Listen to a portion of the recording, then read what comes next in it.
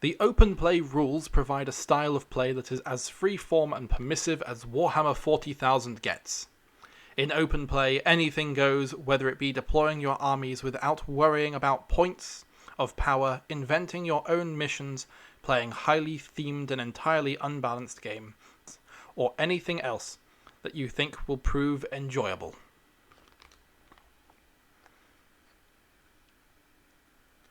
Matched Play offers the most mechanically balanced Warhammer 40,000 gaming experience, with granular, in-depth army selection, a range of mission packs that present clearly defined and competitive victory conditions.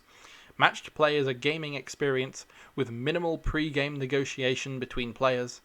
It also sets the stage for you to prove your tactical might upon the gaming table against any opponent and in any setting. Narrative Play allows you to take the already thematic gaming experience of Warhammer 40,000 and add this to any number of additional storytelling elements. From this simple act of giving names to your characters and units, to creating backstories for the missions you undertake, to creating sprawling campaigns in which individual battles help determine the outcome of the grand saga, the extent to which you take your narrative play games is entirely up to you. So, hello Legionnaires, and welcome today to Legions of Miniatures. I've just given us a reading there from the start of the open play, the matched play, and the narrative play sections of the Warhammer 40,000 9th edition core rulebook. And today, Callum and I will be discussing a little bit of our understanding of these so far, having played a number of games, although not having yet embarked on our Crusade campaign, and talking a little bit about what we think of the new match to play what we think of the new matched play rules. So, let's start with a bit of history, shall we, Callum? Yep. Before 8th edition, there was just play. Alright. There was kind of a hint at narrative play, like you could play narrative games. And, you know, the rulebooks always shows these beautiful vistas of incredibly sculpted tables with huge forces of armies on them, staged in this sort of lead up to a great sort of battle that you might think about seeing in a film like 300. These great sort of epics, and the idea, at least the inspiration was that, you know, you'd just take the rules and you'd play. And so it was kind of what open play was, but it also was just like, it was effectively a historical battle but from either the fantasy setting of Warhammer Fantasy Battles. I remember this beautiful scene of orcs invading an empire city, and it had like these. Sorry, no, it wasn't orcs. It was chaos invading this empire city. Maybe it was orcs, but I remember this picture, and it had like huge models that weren't actually in the range. They didn't have rules. It's just you built them and you put them on there. That, to me, out of these three blurbs that I've read there, that sounds most like modern open play. Yeah. So I do get that impression. And open play has three rules, 3 pages of open play missions, and then a page of, maybe looking at that, 15 bullet points for suggestions of your own open play missions that you could play. From what I can see in the new edition, the old style of narrative play of let's do a historical battle is open play. Yeah. The new narrative play seems to be what people did when they got together in a store and everyone sort of went around and was like, okay, I've got this great idea for telling a story, but we're basically going to use match play points. So we're going to everyone's going to build like 500 points of army. After a game, you're going to be able to add some more points to an army. You're going to try and like bring guys who are about equal points level, and certain units will get like upgrades. Your heroes will get better as the thing goes on, and we'll do this thing. We'll rack up points, and then we'll see, does Chaos win? Does Xenos win? Or do the Imperials win? And you kind of did it in these 3 factions. It's a long-term campaign. It's Yeah, A it's one-off. kind of the thing that you did at a local game store or with a group of mates over the course of a couple of months, and written in such a way that actually you can balance it a bit more easily. That's what narrative play seems to be. It seems to be a codifying. So, my opinion, old narrative play is now open play. The narrative play that Yeah. we all kind of did in the store that was like a hybrid between actual narrative play, where you were telling a story, and just matched play, but oh hey, this is the way that I can get my guys to become stronger, and everyone in the store's doing it, I might as well do it. That's new narrative play. And then matched play. Well, we know that there have been very, very heavy influences coming from the ITC tournaments as secondary objectives have populated. And to begin with, we were both very, very excited about secondary objectives. I mean, like before we started playing 9th edition, what were your opinions on secondary objectives? Well, I thought secondary objectives was going to style the way you were going to come into the battle, and have it so that you know, if I wanted to come with my melee-based army, I could go, I want to try and brute force my way to, maybe I want to kill your warlord or something. And have it so that, you know, you chasing those objectives would gain you a lot of ground if you manage to successfully do what you set out to do. On as well as, like, you know, of course you want to try and get those primary objectives.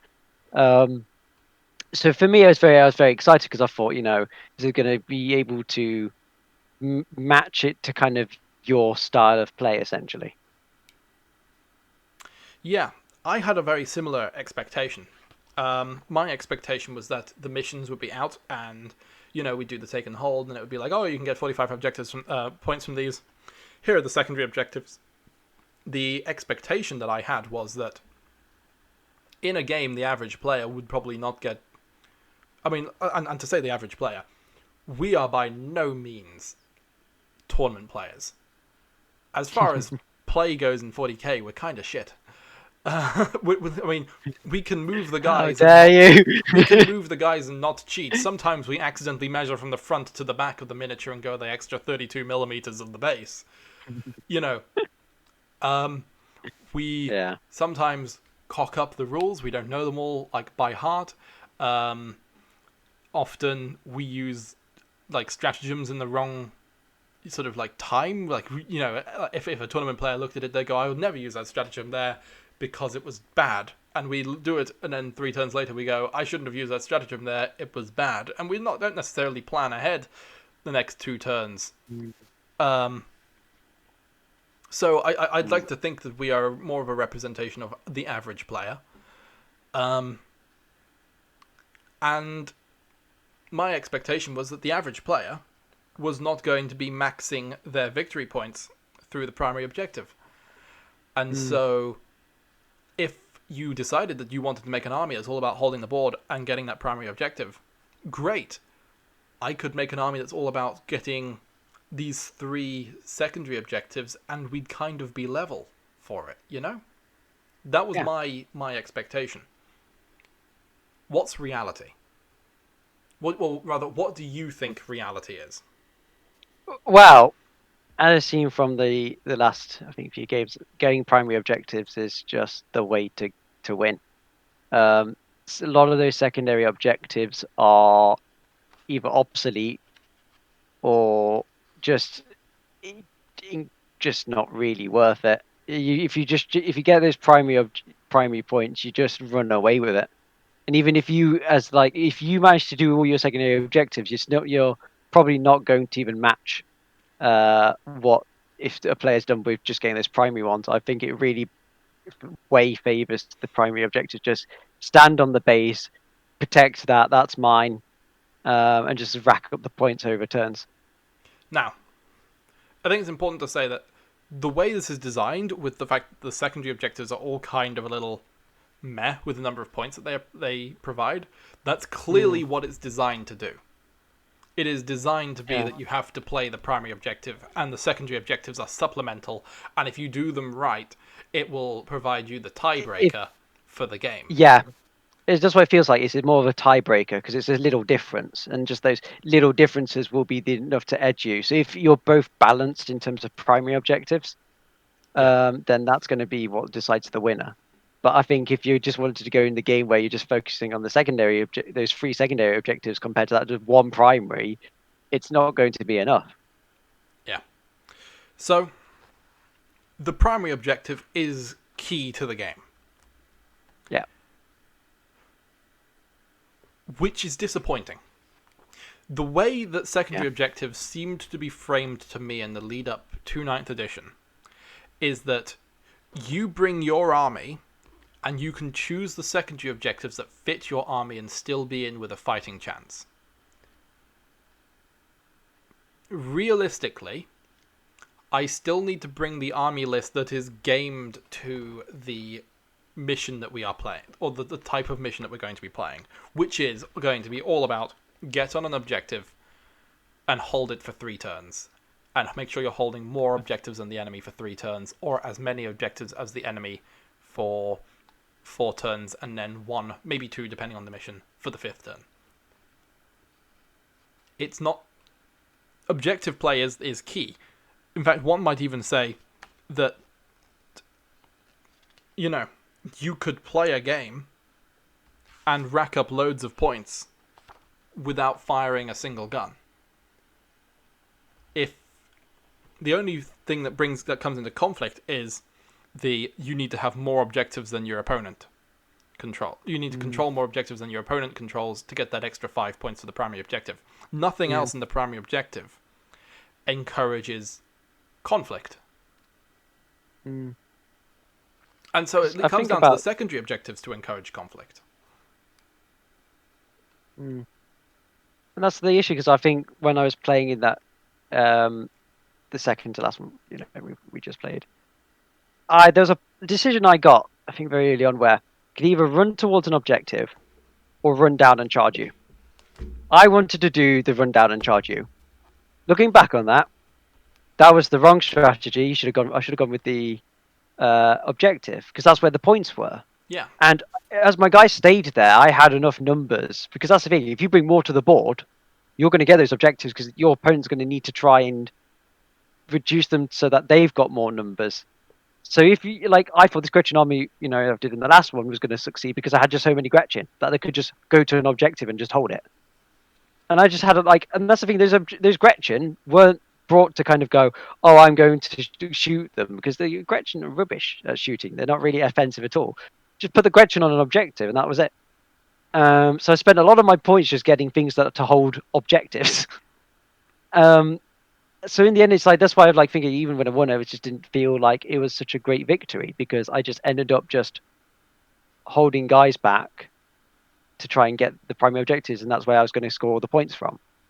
So I just don't feel it quite has the feel of, this is why I play my Orc army. And I think a lot of other armies are going to be the same as well. It doesn't feel like I feel like it lacks war. Yeah, that's the thing. It's preventing you from attacking someone. You have to hold back and get the objectives. Yeah, I feel like it lacks the war in the war game and in the Warhammer. It's these careful operations to kind of extract stuff.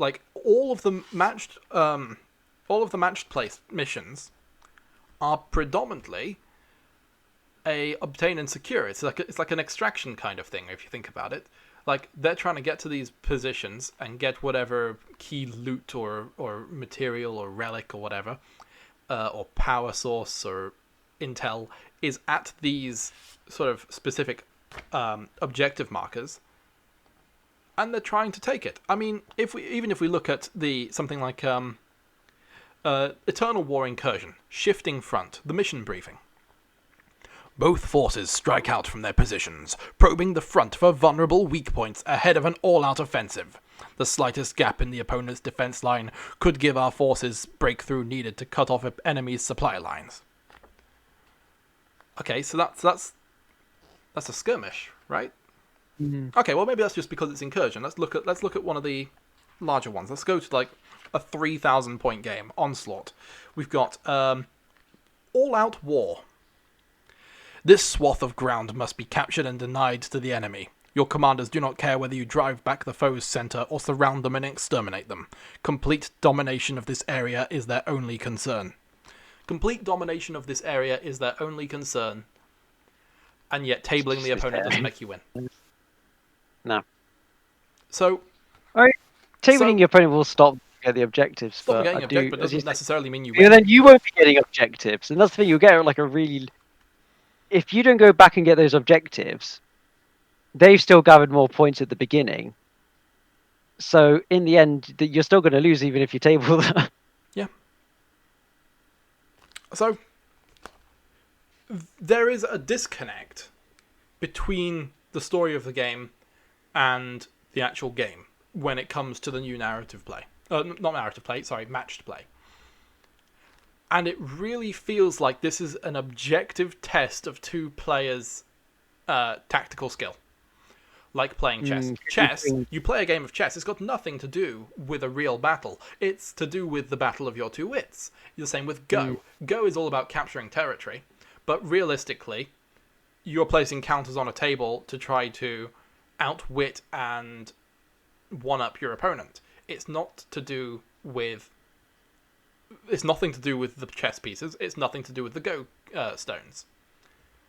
And matched play feels like it's nothing to do with the models on the table. It is to do with me versus you. Is that bad? What do you think? Well, I think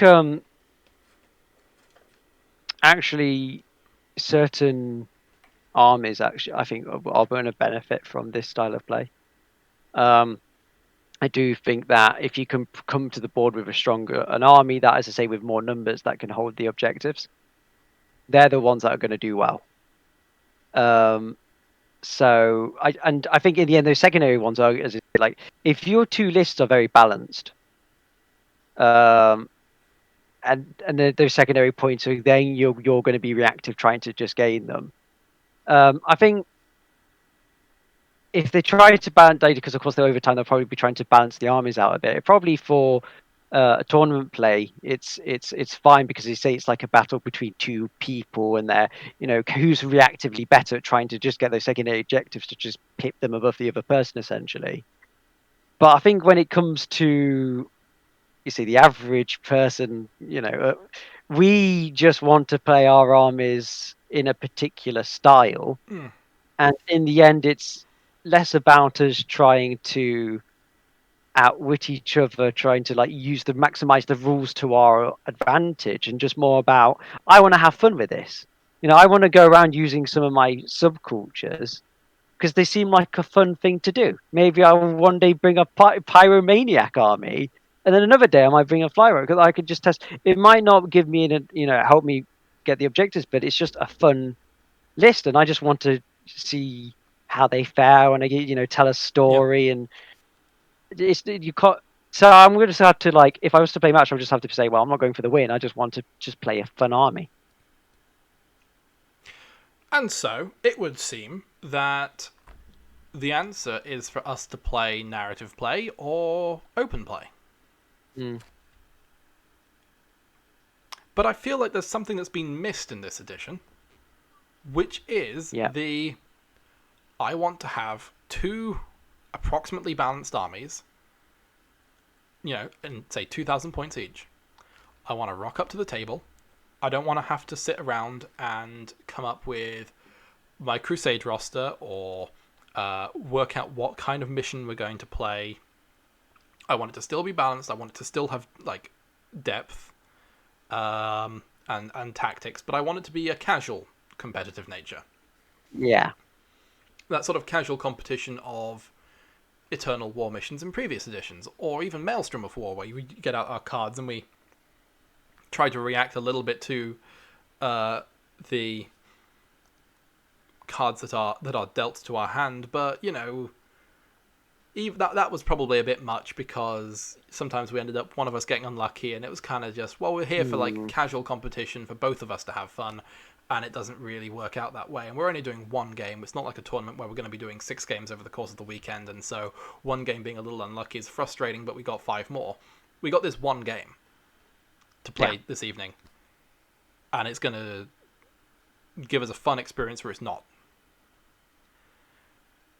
And I feel like that's gone. There's no easy mission where I can rock up and just sort of play my opponent and have a bit of fun, maybe ignore the objectives a little bit and still do okay. I think ignoring objectives outright, if you're going to have any kind of casual competition, it's not going to be feasible. But if I go ahead and I look at the narrative play missions, not only do they actually seem to be more like what I was used to in the previous edition, for example, we put down objective markers each, but also we have things like, most of them have balanced deployments. Some of them have unique deployments, some of them have unique extra rules. But I feel like, and some of them, you're moving the objective around the map. That's really interesting. That's really fun. And I could have a lot of enjoyment with that in a weekend. Not a weekend, in just one evening of play. But I feel like this edition of 40k has got stuff for my historical players. So, like, I'm doing my historical narrative battle. It's got things for the guys who... Let's put my hands in front. I can't... Well, hang on. Use a paintbrush as a pointing stick. It's got something for the guys who like to do narrative historical battles, or just rock up, throw some models on the table and play, which I don't know anyone that does. If you do in the comments, please let me know. I guess the only time you would do that is if you just say, got into it, you bought Dark Imperium, or you bought one of the new starter sets, and you don't know anything about points, but you have the rules for the unit, so you toss them on the table and you just play. But that's not real. That's just someone. That's like an intro game, That's not playing a sort of a friendly competitive Warhammer thing. Anyway, regardless, so you got that stuff there. You've got the Crusade system for the guys who really enjoy doing campaigns and want to be able to do a campaign, but and tell the story about their army without now having to go out and find 6 people to do it with, because they can make this Crusade list and play it against other people in these Crusade missions. But actually, you're actually going to need another person, at the very least one other person, doing Crusade with you. So, but at least you don't have to go out and find a rule set or invent a rule set. It's there. Fantastic. And then we're going to jump to the other side of the spectrum, and we got the guys who like doing local or international tournaments. And there's this section here of people who have been forgotten, in my opinion, who were the ones who just said, 2,000 points, Wednesday evening, we're going to rock up to my house, we're going to order pizza, we're going to have a couple of beers, we're going to play a game, 2,000 points, we'll roll up what mission we're doing on the day, and we'll just see what it is, and we'll play it, and it'll be fine, and it'll be casual, and it'll be fun. Yeah. I think that, as you say, like, if we want to play a game, the best one is there for open play. Because with open play, it's not focused then on the match with the objectives, and you don't have to put as much effort going into it with the narrative one. You don't have to write a whole campaign. The only issue, as we say, with open play, however, it's not really, because we don't want to go to battle where one person just got disproportional greater army than the other, and it just becomes a landslide. Because then that's disappointing, because you kind of won not because of your own merit, and it's kind of unfair on the person. If you want to go, I want to just have some fun with this, and you just get absolutely destroyed because the other person just had more on the board. and an open play, I think, even for like newer players wanting to get into it, you say think about how you get introduced into the game. If you played it at the store and stuff, it's quite hard to put balance with the armies. It's really hard to imagine a new player coming into this, and it just appears that they picked the kind of the wrong army where, because it uses power level. It's some armies that benefit from it and others that don't, and it might put their experience off because of it. And with open play, this still requires a kind of, say, you just You need put to on know whatever the game together. to know what's reasonable for you to put on a table. We did Yeah. an example yesterday, just after the game when we were planning for this video, where we both put together a 100 power level list. And we didn't try and max it out, really. We just did like the things that you'd want to take if you could just like bring a model and use it as it looked. So if you solely played with power level, we ended up with a situation where my 100 power level army was about 1900 points. Your 100 power level army was 2600 points. There was 700 points difference. That's enough to blow the opponent off the table turn one and have no fun. So Yeah. power level doesn't work. Like hands down, power level does not work. It is too inaccurate for what the game is trying to portray. Because the issue with power level is it's not sensitive enough.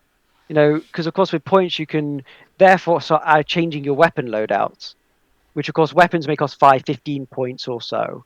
Or And more. just because you got a certain Yeah. weapon loadouts can be but quite because expensive. it can measure to, because it can measure to such a significant figure, it can therefore balance it out with the weapons you come with. All of a sudden, I'm looking now. I could bring my 2 power level per mech gun, and I could say, well, actually, instead of bringing the 20 points extra for the smasher gun, why not go for the theoretically. 50 points for the custom mega cannon and get double the number of shots? So theoretically, 2 power level is 40 points. And you're saying that that a mech gun with the custom mega cannon is how many points? So just the mech gun by itself, I think, is 20 points with which is with the crew, and then the gun is somewhere like 50 points. So I'm spending like 70 points on 2 power level. Which is actually closer to 4 power level. Yeah. It doesn't work. Unless you're going to assign power levels to, or modifiers to the units, then it doesn't work. So you can't use power level if you want to just rock up and have a friendly game, unless you're going to want to put in the legwork beforehand to kind of work out what your opponent is going to be bringing. Is it a case that if you want to play power level, you both sort of like share each other's lists 2 days in advance, and then you sort of see, oh, hang on, yours is like up here, mine's like here. Can we try and like either meet in the middle or you just come down? Well, there's an easy way to get rid of that, and it's use points. It's use match to play points, as they're now called. So, but they're not. They shouldn't be specific to match to play. They should just be everywhere, because, well, how hard is it to count to 1,000? It's not very hard. It's just time consuming. And if you've got a calculator, it's easy. With things like of course, you got the Battle Scribe app, which made it easy to kind of swap things in and out. Well, let's think about this from a new player perspective. Theoretically, the 40k app is going to be functional. Theoretically, emphasis on theoretically. Theoretically, yeah. And it will have points values in it. So even if they wanted to stay like true to the actual situation, they could subscribe to the app. The problem is that as we're going to go further into 9th edition and people's codex gets updated, you're going to have to buy the codex to activate it on the app. At least at the moment, you can access all the 8th edition codexes. But I think what it boils down to is 9th edition is not the edition for getting into 40k. No. That was 8th edition. 7th edition was too complicated. 8th edition simplified it enormously. Did a huge sort of campaign effectively of trying to expand the Warhammer IP out. Just like let's not forget, just after Age of Sigmar launched for Warhammer Fantasy, Warhammer Total War Warhammer came out, which opened the door to loads of people to start coming into Warhammer. And lo and behold, Warhammer Fantasy had just become easier than ever before to get into, in the form of Age of Sigmar. And Age of Sigmar 2nd edition is just as easy to get into. And there's still Total War games coming out. 8th edition came out, and shortly thereafter, Dawn of War 3 came out, which is a video game which reaches more people, and it's on Steam, so it gets advertised everywhere, and it's now easier to get into. Call me a bit of a conspiracy theorist here, but I don't think there's a massive sort of leap to say Games Workshop was aware of that, and they capitalized on it, and it's worked, and now everyone is into it, so that they can now raise the bar back up and start heading towards the complexity end of things again. And I think the secondary objectives is an example of that. So, we're on now for about 30 minutes, and I think people have been able to observe that we are not a fan of new match I do want to make Okay, go for it. a point about those secondary objectives.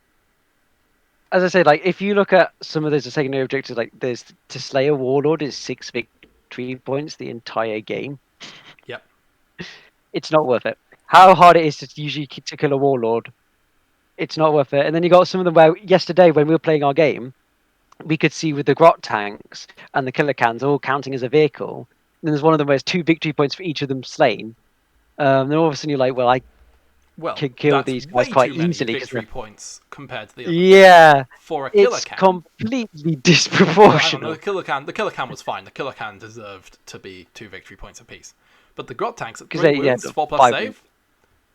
That means that each of the killer cans was worth about the same number of just under the same number of victory points as like an Imperial Guard Commissar,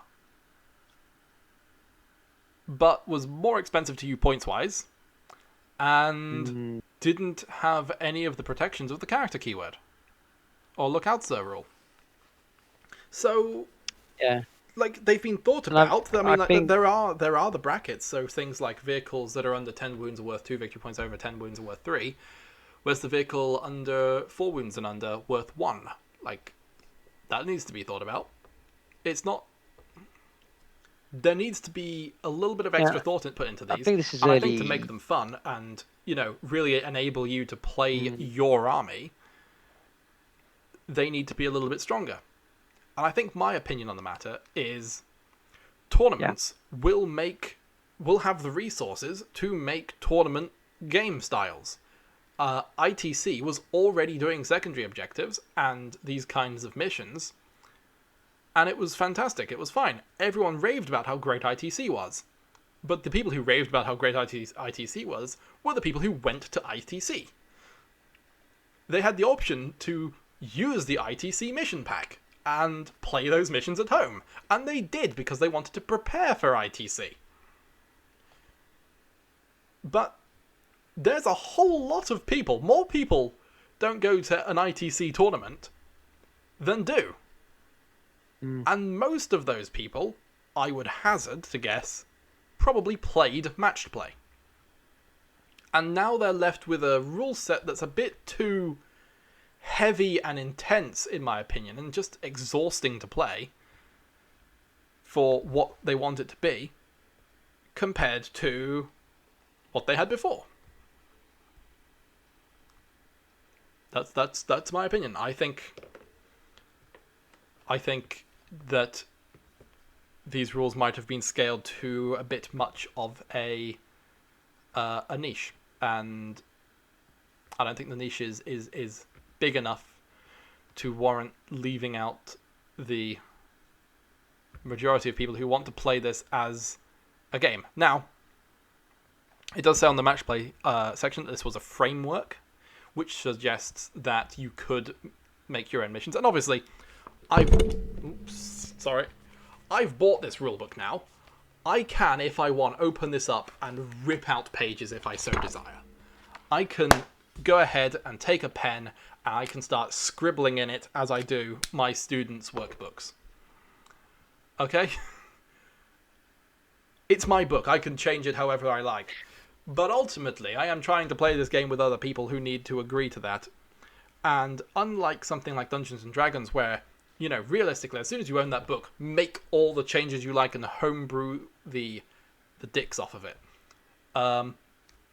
40k has a competitive nature instead of a cooperative nature. And so I need the people that I play against to trust that I'm not being unfair to them. If I'm coming up to someone who I've not met before and I'm just saying, oh, hey, I've got my army in the car. Do you want me to run, grab it? We're in a shop. Got a gaming table free. Let's just play a game, pass the time. Why not? We're both doing nothing otherwise. And he says, yeah. Do we have the opportunity? Well, I mean, theoretically, that says play open play. But because it's easy, I can just get started. But at the same time, the matched play section says that it requires minimal debate between players beforehand. And so it sort of says, well, actually, that's trying to fill the niche. But then I have to think about what the secondary objectives I want to take are. Although realistically, as we pointed out, there's only so many that you can realistically take. Because, well, they need to, first of all, coincide with the primary objective so that you're not wasting time trying to do the secondary objective when you need to do the primary objective. And they also need to be able to try to max out over the course of the game, otherwise you're going to be left with your thumb in your ass. So yeah, that's my thought. I think it's been left out. I am, however, very excited to see narrative play and how the Crusade system goes forwards. I think it's going to be more of what you and I think it's definitely going to be exactly what I want from this game. One, you don't look at our Meat series and see that although I've been playing matched play in the previous editions, like, all of my guys have got these stories behind them, and I've even gone ahead and promoted, effectively given battle honors to one of my units of... So, we've just had some technical difficulties, but we're all back. As I was saying, regardless, I've effectively given battle honors to my units and taken my tactical marines and promoted them up to Sternguard veterans because they performed astoundingly in a game. And that was just a conversion thing. It was a bit of the hobby. It was telling the story. I think those guys are going to love the Crusade system. Only I've got to meet people to play Crusade with. And I can't necessarily rock up and... I think it's quite difficult to do. Sorry, go ahead. I'll just say it's quite difficult to do that in person. I know at the moment it's not doable anyway, but imagine you trying to say, I want to create a campaign where we do this over several games amongst our friends.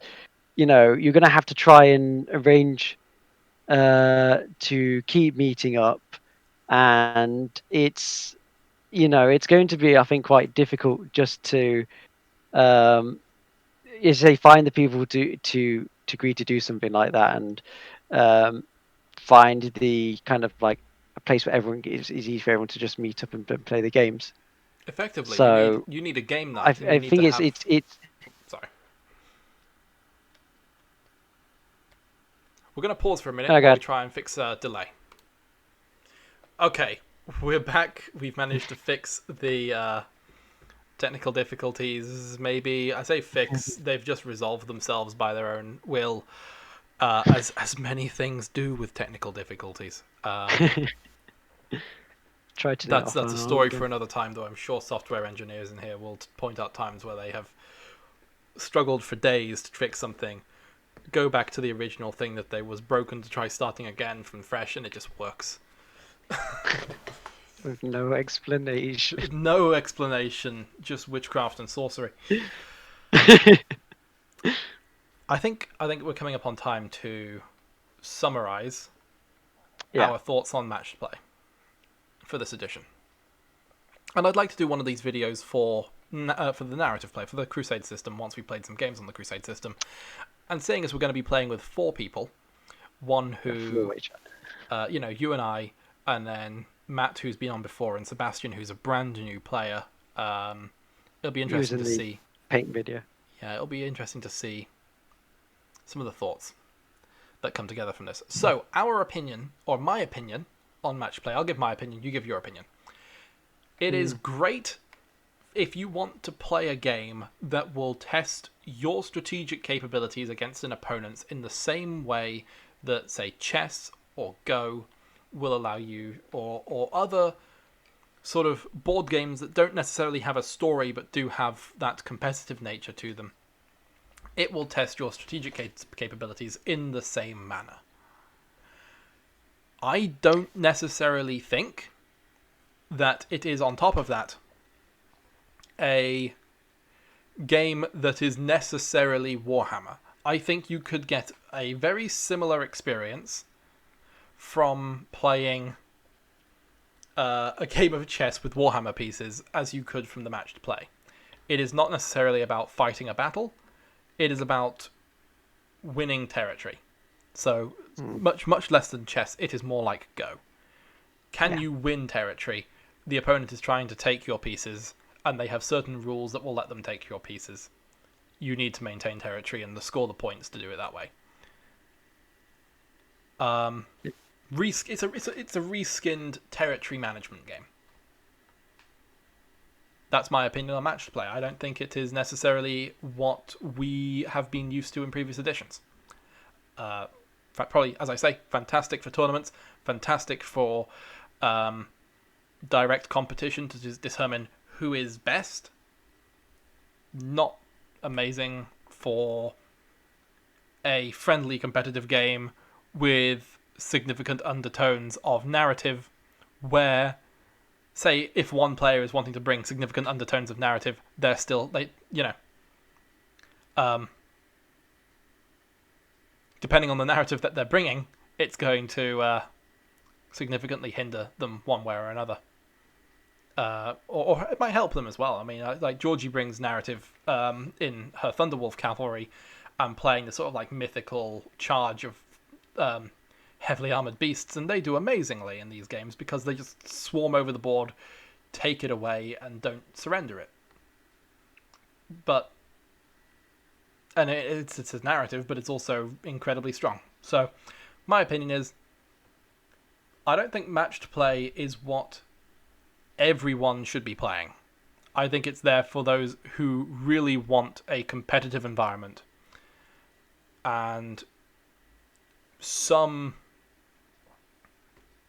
form of either the Crusade system or a reworking of matched play to have a little bit more, to maybe be a bit more like open play, or even just using the missions from the end of 8th edition. That might be a way to go as well. Using like General's Handbook missions or Eternal War missions from 8th edition.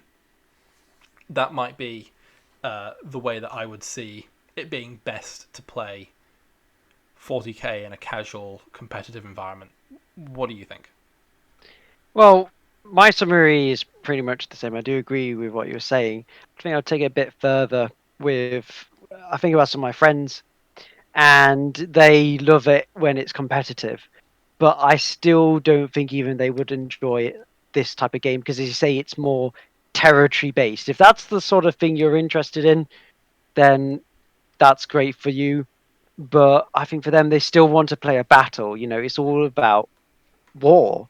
And I just don't think I quite get that experience when playing that. So I think it's that if you want that experience of war, avoid it. Better going with friends, maybe looking at just go with 8th edition, maybe then with the gameplay types, and then bring in the 9th edition rules if you want, or just go with something like open play. Maybe just like forget the power level, go with points or something, and just try and play it however it feels, how you will enjoy it, most comfortable for you. So for me, I think match play is going to be really a miss for the majority of people. I don't really recommend it. unless you are that kind of selective people who I think, as you say, will want to play territory-based game. Then it's good news for you. But for, as I say, for the rest of you, I'd avoid it. Yeah, I think that boils it down basically. I was just thinking there, maybe a territory-based game, if we had something like Battlefleet Gothic come back, so that we could, play more of a sort of an Armada style thing, then maybe a territory-based game would be suitable there, because you're then looking at managing the invasion of a system, or perhaps even the invasion of a planet. The territory-based game might be more suitable.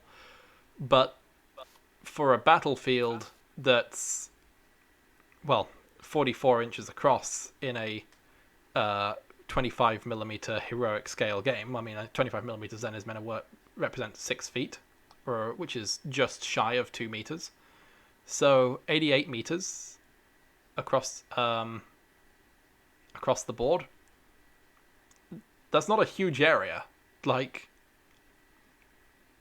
maybe the scale is off horizontally as opposed to vertically, and the models aren't representative of true size, but then we put the terrain on there that's scaled for the models.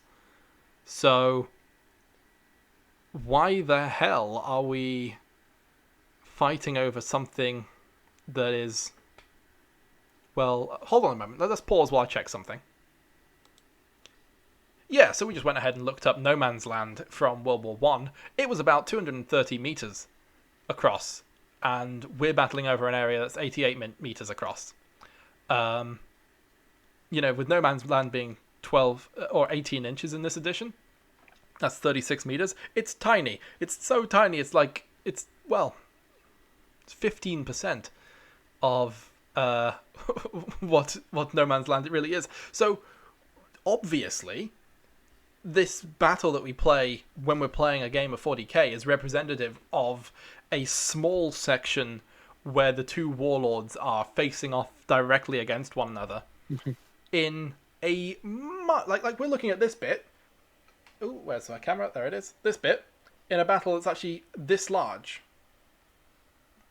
This large. We're looking at this bit, and so do we care about the snippet of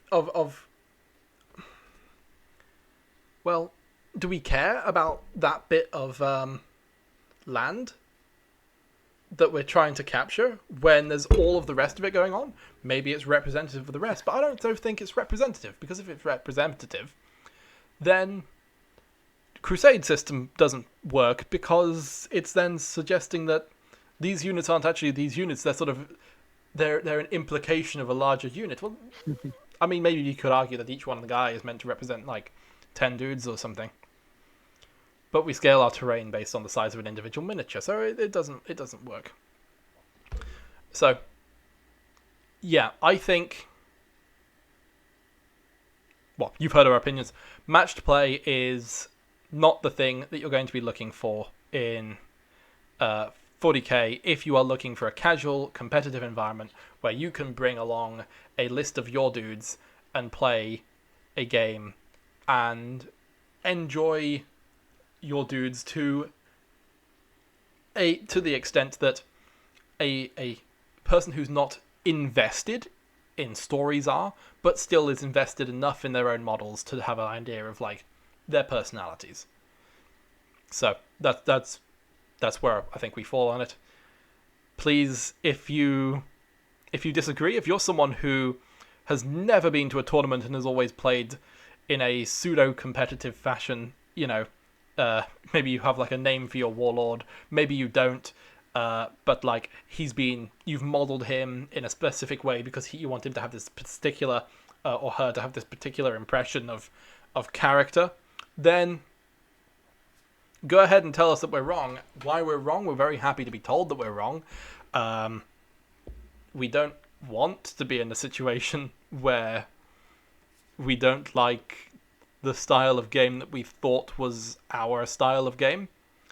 And, we're looking forward, Callum, aren't we, to playing in our narrative campaign in the Crusade system. And maybe that will resolve it for us. Maybe that will be the thing that we'll be doing for the next 2.5 years until 10th edition comes out. Okay. We will see.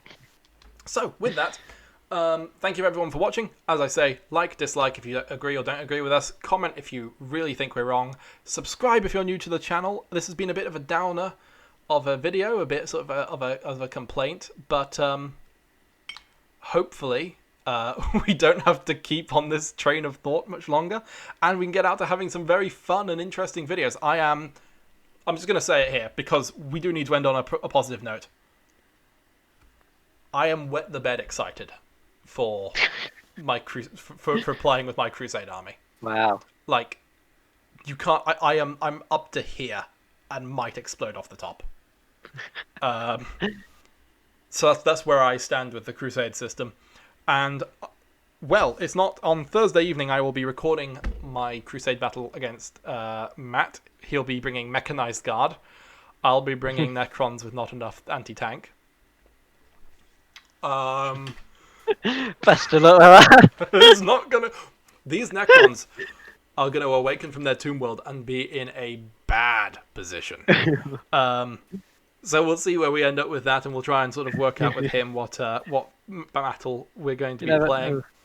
And after that, I'll be making a video guiding us through how to spend the requisition points, use the experience that we've earned in the battle, and I'll be putting that together into a roster that you can follow to upgrade your own Crusade force and know what you need to be looking out for when you're playing your games, because you will need to make notes of things like the number of units the enemy that your units have killed, what agendas they've achieved, and at the end of the mission you'll even need to make note of what are the specific rewards based on the individual missions, which is why I'm very excited for it, because every mission is its own story and not just a reskin with a different deployment.